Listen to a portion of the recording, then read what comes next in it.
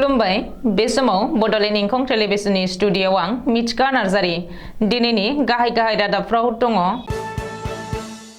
BPF यूपीपीएलआ बीजेपीनि दाबा खेलानि phone बुंदों भूपेन बरा। एमएलए नुरुल हुदा, आमिनुल इस्लाम आरो आफिज नजरखौ गिबि मन्थ्रिया साबायखर होदों। रायजोआव कच राजबंशी हारिनि गुबुन मोनसे हाथियार लाग्रा आफाद जीसीएलअनि जोनोम। गसाइगावआव एसिड गाग्लोबनाय जाथायनि दायनिगिरिखौ हमबाय। करीमगन्जआव गंसे स्कर्पिय' गारिनिफ्राय 530 किल'ग्राम गान्जा मोन्दों। पाकिस्ताना बेंक्राप्ट जाबाय, सोरखारा फोसावथ'वाखैल'सो बुंदों पाक रैखाथि मन्थ्रि। डिब्रुगढ़ इउनिभार्सिटियाव रेगिंजों जोखोम जानाय आनन्द शर्माया 83 साननि उनाव हस्पिटालनिफ्राय रिलिज जाबाय। जुवा गेलेनायखौ मिरु खालामनानै खुमथाय साहा बागानाव दुंहाव थासारि। दानिया फैदो आबुं रादाबाव।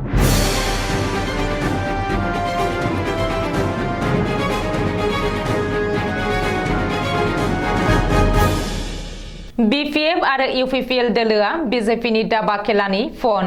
प्रमद बर' आरो हाग्रामा महिलारिखौ बीजेपीआ गावनि गोसो बायदि मोसाहोगासिनो। बे बाथ्राखौ बुंदों आसाम प्रदेश कांग्रेस कमिटिनि आफादगिरि भूपेन बराया। मख'नो गोनांदि 2024 नि लकसभा बिसायख'थियाव बीजेपीआ जेरैखि जाया 12+ थांखिखौ जाफुंहोनो नाजादों। बेखौ नोजोर होनानै बीजेपीआ बडलेण्डनि मोननै गाहाय राजखान्थि हान्जा बीपीएफ आरो यूपीपीएलखौ खौसे खालामनो नाजादों। नाथाय बे समाव प्रमद बर' आरो हाग्रामा महिलारिनि गेजेराव दै आरो थावनि फारागथि दङ। ओरैहाय बीपीएफनि बारग' एमएलए हितेश बसुमतारीनि न'आव बोखांनो हानाय हाथियारा प्रमद बर'निसो। प्रमद बर'आनो हाथियार दोननानै हितेश बसुमतारीखौ हमहोदों होननानै हाग्रामाया दाबि खालामनायनि हेंथायै प्रमद बर'आ हाग्रामानि हेंथायै 100 कोटी रांनि मानहानि केस होदों।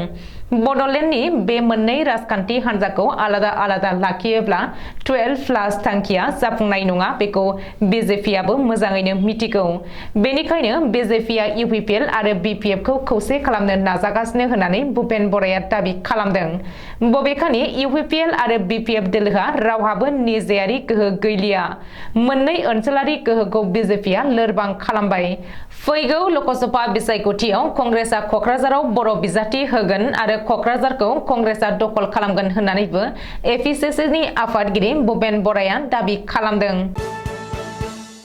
रुपहिहाट बिधानसभानि बेन्दोंआव थानाय लावखवा हाग्रा ओनसोलखौ आयेन बेरेखायै दखल खालामग्राफोरनिफ्राय उदां खालामनो सोरखारा इभिक्सन खालामनायखौ बुलडोजारनि सिगाङाव गसंना होबथानो थांनानै खौरां बिजोङाव ओंखारनाय रुपहिहाटनि एमएलए नुरुल हुदाखौ साबायखर होदों गिबि मन्थ्रि डक्टर हिमन्त बिश्व शर्माया। गिबि मन्थ्रिया नुरुल हुदाजों लोगोसे धिंनि एमएलए आमिनुल इस्लाम आरो लाहौरीकाटनि एमएलए आसिफ महम्मद नजरखौबो साबायखर होदों। बेजों लोगोसे नुरुल हुदाया इभिक्सन खालामनायखौ होबथायाखै। नुरुल हुदा, आमिनुल इस्लाम आरो आसिफ नजरा आंखौ मददसो खालामदों। खनथाम खनब्रै फन खालामहरदों आरो बिसोरनो आयेन बेरेखायै दखल खालामनाय हाफोरखौ दिन्थिनानै होदों। बिसोरो मदद खालामामोनब्ला जों गोजोनै इभिक्सन खालामनो हानाय नङामोन। बेनि थाखायनो बिसोरनो साबायखर होयो होननानै गिबि मन्थ्रिया खौरांगिरिनि सिगाङाव बुंदों। मख'नो गोनांदि उन्दै बैसोआव जुलि जानायनि सायाव सोरखारा लानाय बिथांखि आरो हाबाफारिखौ आमसुवा हेंथा खालामनायनि बागै खौरांगिरिनि सोंथिनि फिननायखौबो गिबि मन्थ्रिया गोख्रोङैनो होदों आरो आमसुवा उन्दै बैसोआव जुलि जानायखौ होबथायाखै। आं गिबि मन्थ्रि जानायनि 15 सान उनावनो उन्दै बैसोआव जुलि जानायनि हेंथायै राहा लानो थाखाय आमसुवा खावलायदोंमोन होननानै बुंदों। रायजोआव हाथियार लाग्रा गुबुन मोनसे उदखारि आफादनि जोनोम। आलादा कमताफोरनि दाबियाव गुबुन मोनसे उदखारि आफादनि जोनोम जाबाय।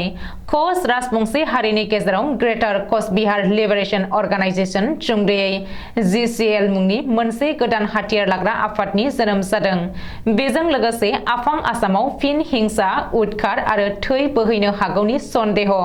मख'नो गोनांदि कमतापुर लिबारेशन आर्मी सुंद'यै केएलअनि गाहाय दैदेनगिरि जीवन सिंहआ मोननै दशकसो गोलाव सम आलादा कमताफोरनि थाखाय जुजिनायनि उनाव आफादनि माखासे दैदेनगिरि सोद्रोमाफोरखौ लानानै हाग्रानिफ्राय ओंखारबोनानै सोरखारजों गोजोन सावरायनाया सोलिगासिनो थानाय समावनो राजबंशी हारिनि गुबुन मोनसे गोदान हाथियार लाग्रा आफाद जोनोम जादों।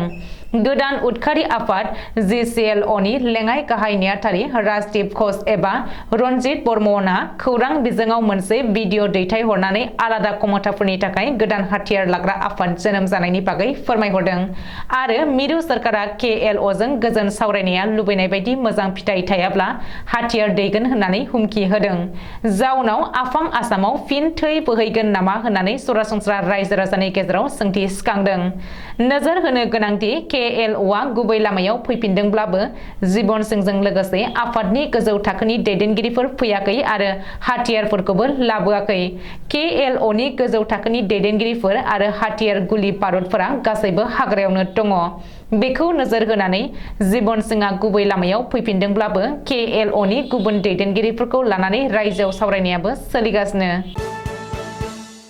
गसाइगावआव एसिडजों गाग्लोबनाय जाथायनि दायनिगिरिखौ हमबाय मख'नो गोनांदि क'क्राझार जिल्लानि गसाइगाव महकुमानि बेन्दोंआव थानाय पद्मबिल गामिनि थागिरि आरो गसाइगाव बार एस'सिएशननि उकिल आब्दुल सामाद आहमेदखौ थांनाय शुक्रबारखालि मोनाबिलियाव सिनायमोनि दुथाङा एसिडजों गाग्लोबदोंमोन आब्दुल सामाद आहमेदखौ एसिडजों गाग्लोबनाय जाथायनि दायनिगिरिखौ गसाइगाव पुलिसआ हमबाय आब्दुल सामाद आहमेदनि आगुनि बिसि आरो फिसाज्लाखौ पुलिसआ दिनै फुङाव हमदों बे जाथायनि सायाव पुलिसआ गोख्रों सन्दाननानै आब्दुल सामादनि आगुनि बिसि आरो फिसाज्लाजों लोगोसे 1 नं हावरियापेट गामिनि थागिरि उस्मान आली मुंनि सासे सुबुंखौ पुलिसआ हमदों मिथिनो हानाय बायदिब्ला आब्दुल सामादनि आगुनि बिसि आरो फिसाज्लायानो उस्मान आलीनो 17,000 रां होनानै आब्दुल सामाद आहमेदखौ एसिडजों गाग्लोबहोदोंमोन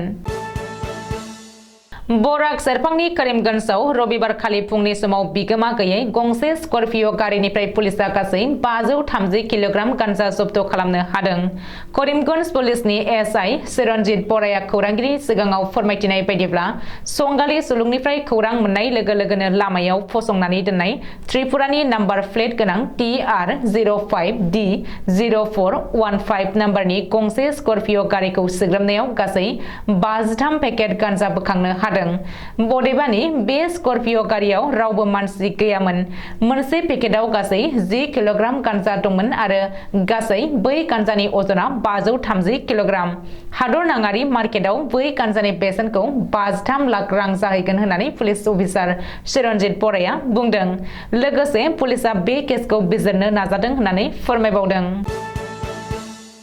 पाकिस्ताना आथिखालाव जेनिबो आंखालजों मोगा-मोगि जानांनाय खौराङा गोदान नंलिया आथिखालाव पाकिस्ताना बेंक्राफ्ट जाबाय अब्लाबो नाथाय अफिसियेलि सरकारा जेबो फोसावथ'वाखैल'सो बे बाथ्राखौ बुंदों पाकिस्तान सरकारनिनो केबिनेट एबा डिफेन्स मन्त्रि KM आसिफआ मानो होनोब्ला IMF निफ्राय 1.1 बिलियन आमेरिकान डलार लन मोननो थाखाय आथिखालाव पाकिस्तान सरकारा मोनफ्रोमबो मुवा बेसादनि बेसेनखौ 2 गुन बांहोजोब्बाय मोनफ्रोमबो मुवा बेसादफोरानो पाकिस्तानाव आंखाल जाजोब्बाय लिटारसे डिजेलनि बेसेना 282 रां पेट्रला 272 रां गाइखेर 200 रां सेरसे आटानि बेसेना 170 रां माइरंआ 250 रां दालि 400 रां आलु 150 रां टमेट' 300 रां मैगं थाइगं गासैबो अख्रां नांगानाय बेसेन इन्टारनेशनेल मार्केटआव पाकिस्तानी रुपियाया जेबो बेसेन गैलिया फारसेथिं पाकिस्तान रुपियानि बेसेना गाहायाव थांगासिनो दङ 1 आमेरिकान डलारनि रुजुनायाव पाकिस्तान रुपियाया 275 रां जाहैबाय सुलुङाव फोरमायनाय बायदिब्ला पाकिस्तान रेलवेआ जेबो खामायनो हायैलाय 8 दाननिफ्रायनो दान बान्था मोनाखै होननानै पाकिस्ताननि डिफेन्स मन्त्रि KM आसिफआ मिथिहोदों पाकिस्तान मुस्लिम लीग पार्टीनि दैदेनगिरि KM आसिफआ बुंबावदों दि गावनि 33 बोसोर पाकिस्तान नेशनेल एसेम्बलिनि केरियाराव नुबोनाय एबा मोनदांबोनाय रोंगौथिजों थांनाय 8 बोसोरनिफ्रायनो पाकिस्तान सरकारा गावनि जौगानायनि जेबो खामानि मावबोआखै जायनि थाखाय दिनै पाकिस्ताना बे नोरजिया हालोदाव गोग्लैनांदों थांनाय 27 नभेम्बर 2022 सानखालि डिब्रुगड़ मुलुगसोलोंसालिनि पद्मनाथ गहाय बरुवा हौवासा हस्टेलाव रेगिं खालामजानानै गाज्रि जोखोम जानाय कमार्सनि सेथि सेमिस्टारनि फरायसा आनन्द शर्माया 83 साननि उनाव हस्पिटालनिफ्राय रिलिज जाबाय शनिबारखालि मोनाबिलियाव डिब्रुगड़ मारवाड़ी भवन आदित्य हस्पिटालनिफ्राय रिलिज जादों आरो शिबसागर जिल्लानि आमगुरियाव थानाय गावनि आंगो न'आव सौहैबाय मख'नो गोनांदि PG सेथि सेमिस्टारनि फरायसा आनन्द शर्माया पद्मनाथ गहाय बरुवा हस्टेलनि नैथि फ्ल'रनिफ्राय रेगिंखौ गिनानै बाज्रुमदोंमोन। जाहोनाव आनन्द शर्मानि सिनस्रि हाराया बायदोंमोन।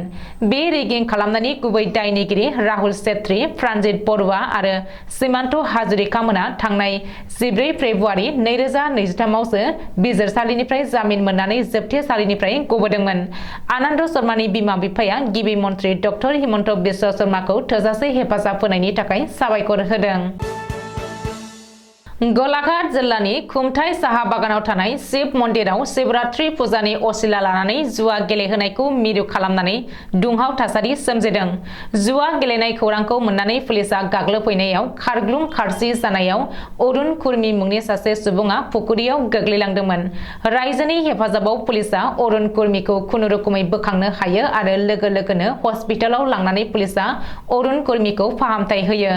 बे समावनो खुमथाय साहा बागाननि रायजोफोर आरो पुलिसनि गेजेराव नारा-नाथा जानानै दुंहाव थासारि सोमजियो। दिनैनि रादाबा एसेनोसै। गोजोन्थों।